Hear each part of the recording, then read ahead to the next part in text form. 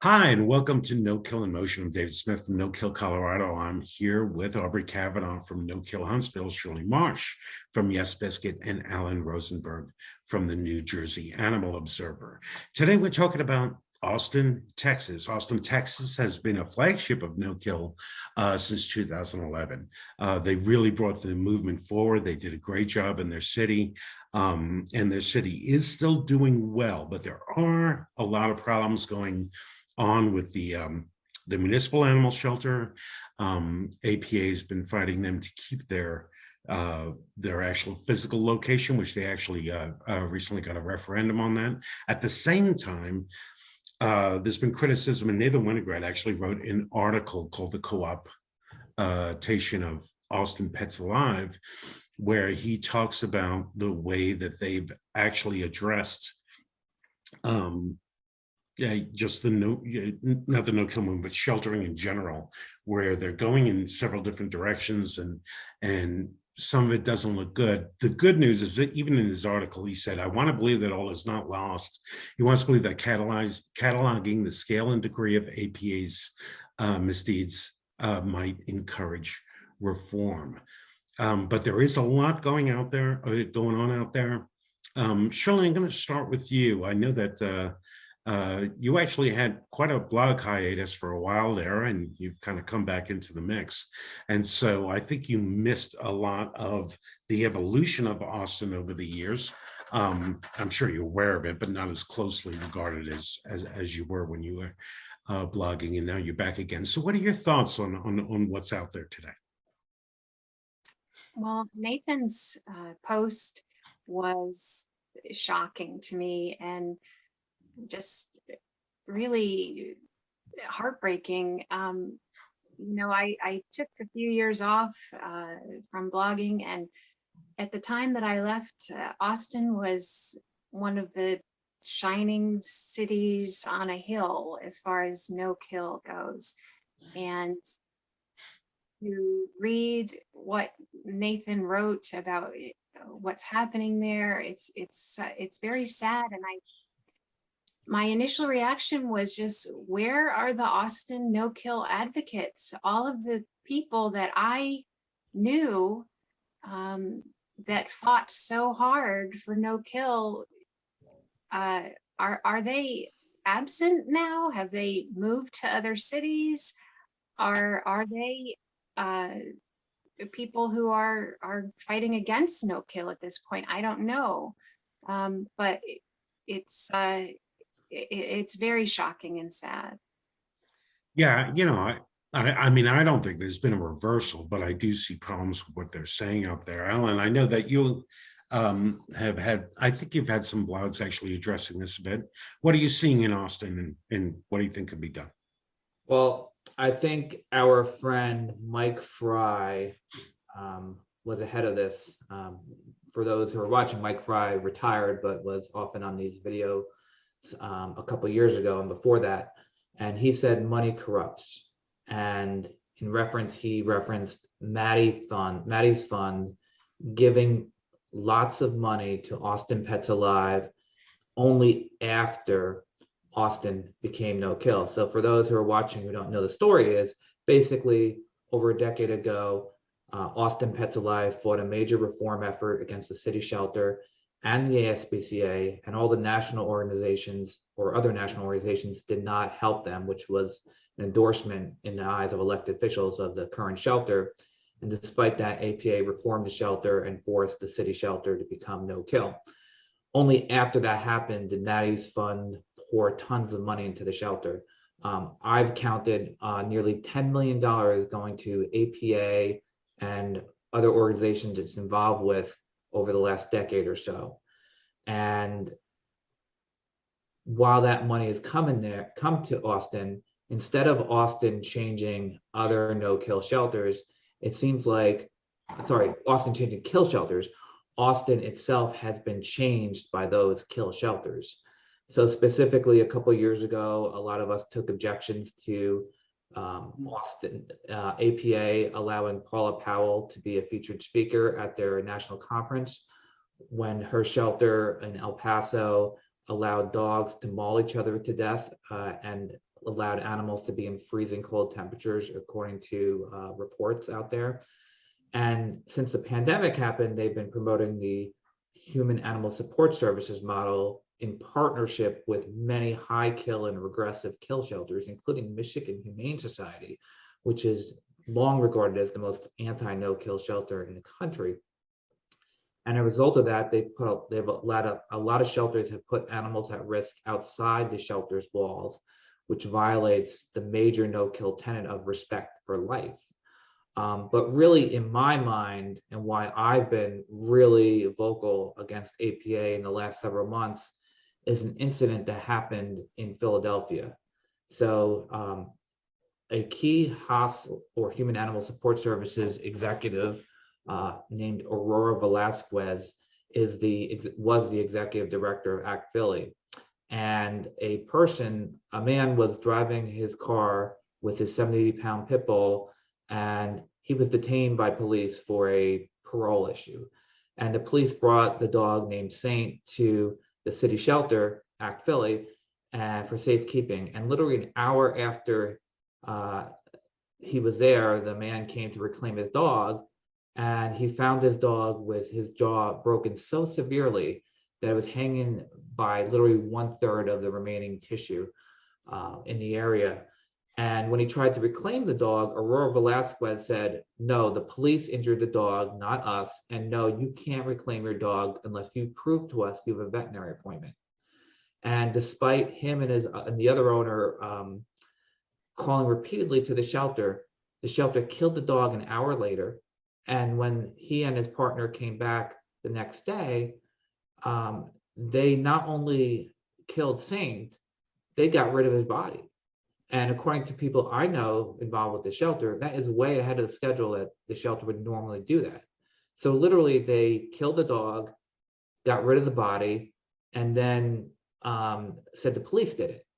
Then they changed the story and said, oh no, the dog bit a catchpole and broke his jaw, when the police pushed back. But a report from an expert animal cruelty and person here in New Jersey, and who also is a dentist, so he's an expert in jaw morphology, said there's no possible way that happened. The dog had blunt force trauma. He didn't bite a catchpole or anything like that, that the shelter was saying. So long story short, it was horrible. But despite that, the APA executive, Kristen Hassan, defended the shelter. And even worse, she formed a group among the Haas leadership to fight shelter reform advocates. And the person who is leading that is the director of Memphis Animal Services, who we talked about last month, is denying people animal medical records based on human HIPAA law. So to circle back to Nathan's blog, Nathan is completely right. Austin Pets Alive is now the ASPCA they used to fight against. And as no-kill advocates, we can't think that APA is our father's APA, because that APA doesn't exist anymore. Yes, they do good work locally, but on a national scale, they are an enemy of no-kill advocates.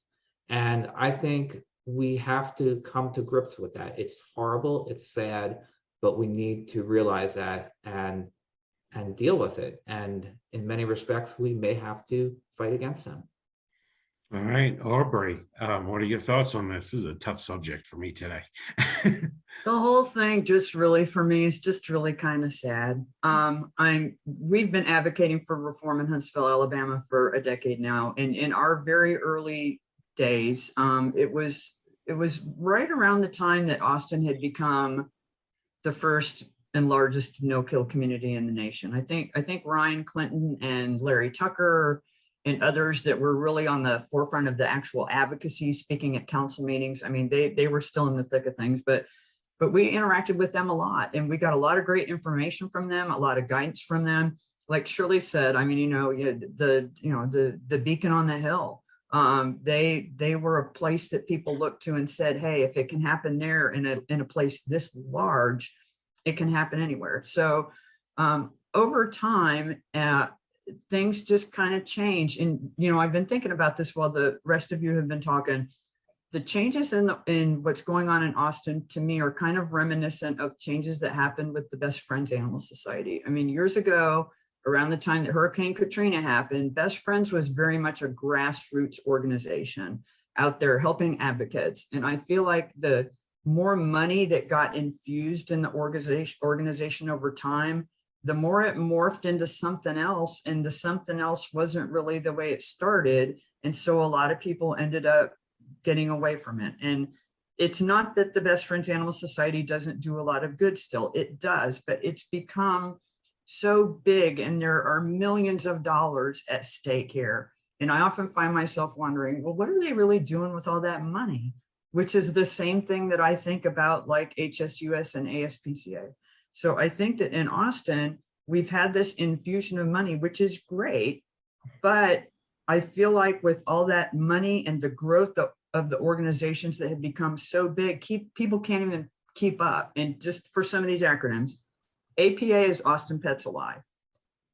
From that morphed AMPA, American Pets Alive, which from what I can tell was intended to be something that would help other areas, to help spread the word. Then from that, during the pandemic, became HAS, Human Animal Support Services. So there's just too much going on that's not separated by mission. A lot of money going on, a lot of people with a lot of influence, but I feel like no one's in charge really of the messaging. And because of that, even if they haven't really lost their way, and they still do believe in the no-kill equation that we believe in, and they believe in no-kill philosophies, something's going on messaging-wise where they're speaking too quickly before they think about it. Do you guys remember there was an article, a Haas article a while back that essentially kind of justified euthanasia?